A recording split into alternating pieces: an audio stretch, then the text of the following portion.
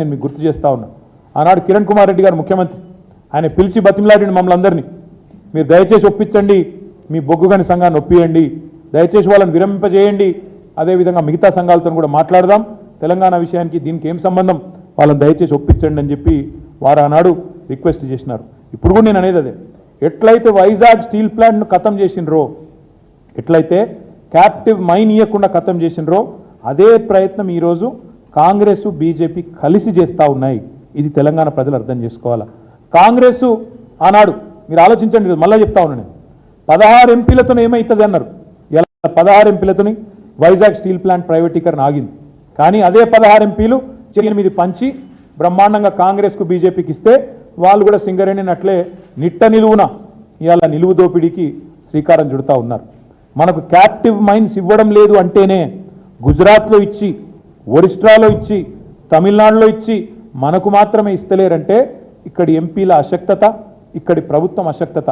కేసీఆర్ ఉన్న నాళ్ళు సాహసం చేయలే, కేసీఆర్ ఉన్న రోజులు వేలం పాట పెట్టలే. ఇలా వాళ్ళే చెప్తున్నారు కదా, కేసీఆర్ 9.5 ఏళ్ళు అడ్డుకున్నాడు, వాళ్ళే చెప్తున్నారు. ఎందుకు అడ్డుకున్నాడు కేసీఆర్? సింగరేణిని కాపాడాలని అడ్డుకున్నాడు. ఎందుకంటే కేసీఆర్కి తెలిసింది, ఏం తెలుసు, వైజాగ్ నెట్లనైతే ఇవాళ వీళ్ళు నష్టాల బాట పట్టించి చివరికి ప్రైవేటీకరణకు తెరలేపినరో, సేమ్ సింగరేణికి పట్ల కూడా అదే కుట్ర వైఖరి ఉంటుంది అనే ఉద్దేశంతోనే కేసీఆర్ గారు సింగరేణిని కాపాడడానికే ఆ ఆక్షన్లో పాల్గొనలేదు. ఇప్పుడు కూడా మేము చెప్తా ఉన్నాం, రేవంత్ రెడ్డిని, బట్టి విక్రమార్క గారిని, అదేవిధంగా కేంద్ర బొగ్గు గనుల శాఖ మంత్రి కిషన్ రెడ్డి గారిని కూడా డిమాండ్ చేస్తూ ఉన్నాం. ఎవరైనా కేంద్ర కేబినెట్ మంత్రి కొత్తగా అయితే రాష్ట్రానికి ఒక ప్రాజెక్టు తేవాలి, కొత్త ప్రాజెక్టు తేవాలి. కానీ మా కిషన్ రెడ్డి అన్న ఏం చేస్తాడు, ఉన్న వాటిని అమ్ముకునే ప్రయత్నం చేస్తూ ఉన్నాడు. 16 ఎంపీల పవర్ ఏందో ఇలా మీరు గమనించాలని చెప్పి తెలంగాణ ప్రజలకు కూడా విజ్ఞప్తి చేస్తూ ఉన్నా. 16 ఎంపీలు ఉంటే అక్కడ స్టీల్ ప్లాంట్ ప్రైవేటీకరణ అవుతుంది వైజాగ్లో, ఇక్కడ మాత్రం సింగరేణిలో టీఆర్ఎస్ లేదు ఇవాళ లోక్సభలో. కాబట్టి ప్రైవేటీకరణ ప్రారంభం జరిగింది.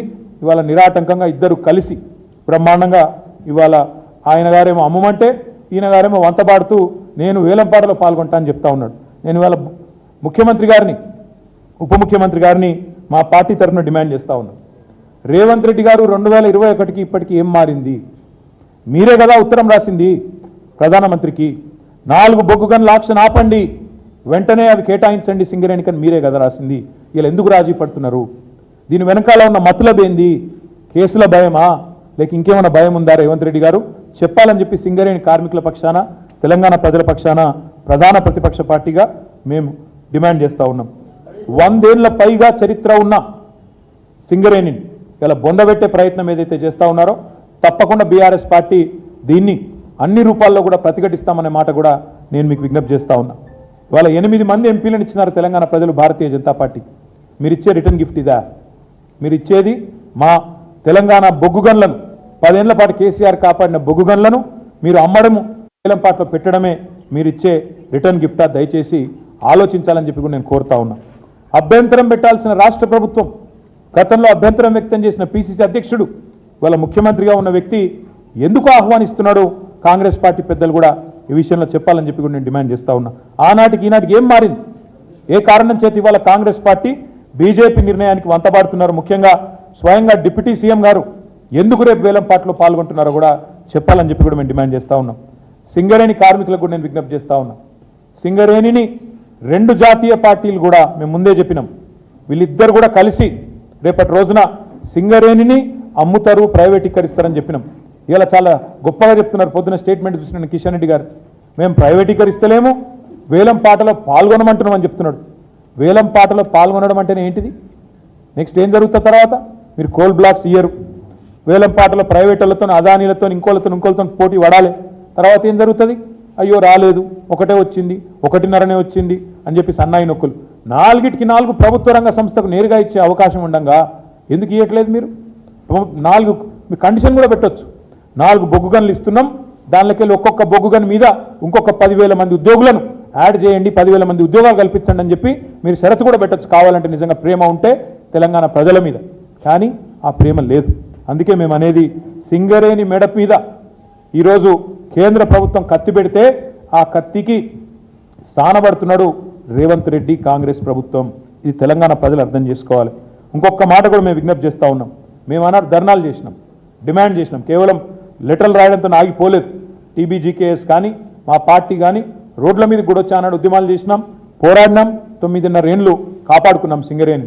ఈరోజు కూడా మళ్ళీ చెప్తా ఉన్నాం, తిరిగి మళ్ళీ సింగరేణికి ప్రమాదం వస్తే కాపాడేది కాపాడగలిగేది కేవలం ఒక్క కేసీఆర్ ఆధ్వర్యంలోని బీఆర్ఎస్ మాత్రమే.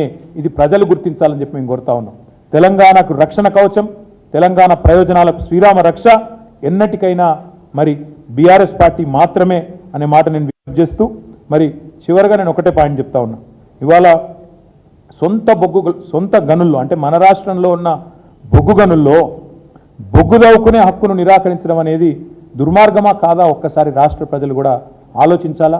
ఈ రెండు జాతీయ పార్టీల డొల్ల వైఖరిని కూడా అర్థం చేసుకోవాలని చెప్పి కూడా నేను కోరుతూ మరి సింగరేణిని నిర్వీర్యం చేసి బొగ్గు గనులను కార్పొరేట్ గద్దలకు కట్టబెట్టే ఈ ప్రయత్నాలను మేము తీవ్రంగా నిరసిస్తూ రెండు జాతీయ పార్టీల వైఖరిని కూడా తీవ్రంగా తప్పుపడుతూ ఈ నిర్ణయాన్ని ఉపసంహరించుకోవాలని చెప్తా ఉన్నాం. చివరిగా నేను ఒకటే ఒక్క మాట చెప్తా ఉన్నా, తప్పకుండా 4.5 ఏళ్ల తర్వాత మళ్ళీ మా గవర్నమెంటే వస్తుంది. మరి ఈరోజు ఎవరైనా తొందరపడి ప్రైవేటు వాళ్ళు వచ్చి ఆ బొగ్గు గనుల వేలాల్లో పాల్గొంటే వాళ్ళకి నేను ఇప్పుడే చెప్తా ఉన్నా, మమ్మల్ని తర్వాత తప్పు పట్టకండి. మళ్ళా మా ప్రభుత్వం 2028లో వస్తుంది. వచ్చిన తర్వాత తప్పకుండా ఈ నిర్ణయాన్ని 100% అడ్డుకట్ట వేస్తాము. ఇప్పుడు ఎవరైతే రేపటి రోజున వేలంపాటలో పాల్గొనబోతా ఉన్నారో వాళ్ళు ఇది గమనించుకోవాలని చెప్పి కూడా నేను విజ్ఞప్తి చేస్తా ఉన్నాను. ఎందుకంటే మమ్మల్ని తర్వాత నిందించకండి, అయ్యో మాకు తెలియదు, అది 30 ఏళ్ళు మేము తవ్వుకునే గని, మీరు వచ్చి ఇట్లా చేస్తే ఎట్లా అట్లా చేస్తే ఎట్లా అని ఎవరన్నా అంటే తప్పు మాది కాదు. మేము ప్రధాన ప్రతిపక్షంగా తెలంగాణ ప్రజల పక్షాన, సింగరేణి కార్మికుల పక్షాన, సింగరేణి ప్రయోజనాల దృష్ట్యా మేము ఈ నిర్ణయాన్ని వ్యతిరేకిస్తున్నాం. వేలంపాటను ఉపసంహరించుకోవాలని కేంద్ర ప్రభుత్వాన్ని కోరుతున్నాం, దానికి వంతపాడడం ఆపాలని చెప్పి రాష్ట్ర ప్రభుత్వాన్ని కోరుతా ఉన్నాం. ఈ వేలంపాటలో పాల్గొనే ప్రతి ఒక్కరిని కూడా మళ్ళీ చెప్తున్నా, 4.5 ఏళ్ల తర్వాత మళ్ళీ మేము వస్తాం.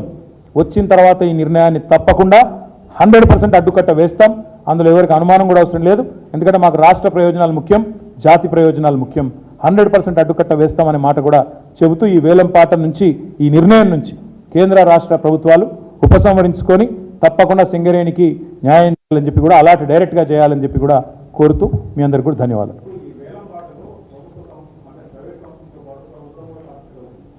ఎందుకు పాల్గొనాలా ప్రభుత్వం?